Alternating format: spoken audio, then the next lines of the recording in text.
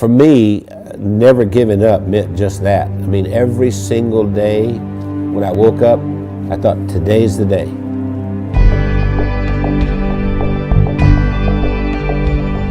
I was the second son in a sharecropper's family, and a sharecropper means that you don't own anything. I mean, you work for someone else who was the landowner. We had practically nothing. Everything was hand-me-downs from someone else. I didn't have shoes, and to this day my toes are all grown under because I didn't have shoes. I remember I had this encounter with my mother, and I said, you know, tell me you love me, and she didn't do it. And so I went down and I sat on this creek bank, and I thought, you know what? I don't care if anybody loves me, I love me. I made a list of goals that I wanted to accomplish, and they were laughable because I didn't even have 2 nickels to rub together, but my first goal was I was going to be a millionaire by the time I was 35. Number 2, I was going to have food to eat because we were always hungry. I mean, my little brother and I used to make mud pies to stop the hunger pains, and I was going to travel all over the world. Those were my goals.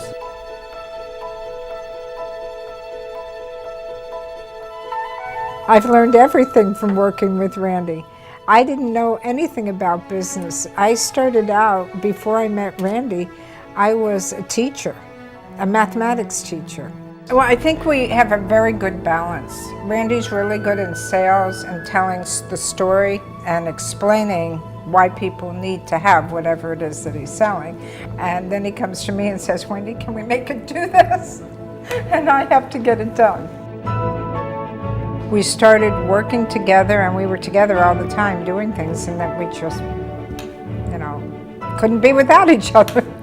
And once she got exposed to me, it was downhill from there. I mean, she could not last a day without me. That's probably true. That's what the COO does here. Does hair? She preps me. Spit on it, honey, like you used to do. I never spit. We retired a few times. Did he tell you that? We've tried retirement 3 times, but we never figured out exactly how to do it because we've worked all of our lives. We took a year and we traveled around the world. Then when the decision of the day became, where are we having breakfast? I thought, we're in trouble. If I were giving you advice and you were meeting Wendy for the first time, I would tell you, don't get your feelings hurt if she uses her phone while she's meeting with you. Hey, Kim. Hey, Chris. Okay. I'll see you in the morning. All right. Bye. Bye-bye. I kind of feel like a triage nurse at a hospital. And every week I go in and I reprioritize. No, I'm not approving that. I think what drives Wendy is her desire to be the best and provide the best of service to everyone. Awakened at 2:30 in the morning, and I hear this little click, click, click, click, click, click, click, click, click. And it's Wendy over there looking something up at 2:30 in the morning. And I'll say, why aren't you sleeping? You can do that tomorrow morning.